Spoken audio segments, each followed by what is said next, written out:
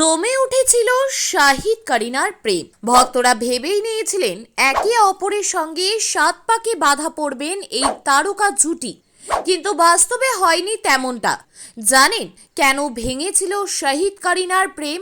দীর্ঘ বছর পর নিজেই সবটা খোলসা করলেন নায়িকা।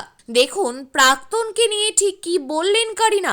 শাহিদ কাপুর ও করিনা কাপুর একসময় বলিউডে চর্চার কেন্দ্রবিন্দুতে থাকতো এই জুটির প্রেম কাহিনী। প্রচলিত ট্রেন্ডের বাইরে হেঁটে প্রকাশ্যে একে অপরের ভালোবাসার কথা স্বীকার করে নিতেন তারা। প্রায় 5 বছর চুটিয়ে প্রেম করার পর 2006 সালে ব্রেকআপ করে নেন শাহিদ করিনা। নিজেদের ভাঙা সম্পর্ক নিয়ে কোনো দিনই সেভাবে মুখ খোলেননি শাহিদ করিনা।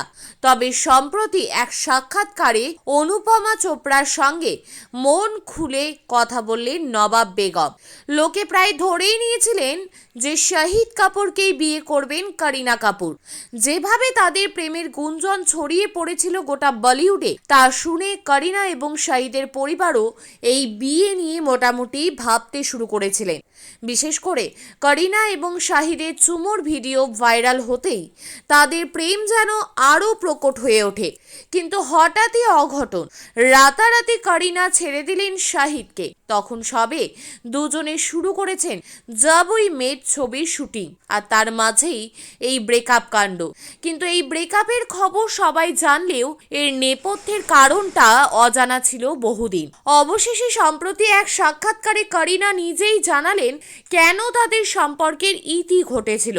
করিনার কথায়, শাহিদ বন্ধুর মতো ভালো ছিলেন, তবে তার ইগো ছিল অনেক বেশি, আর সেটাই তাদের সম্পর্কে সমস্যা তৈরি করেছিল।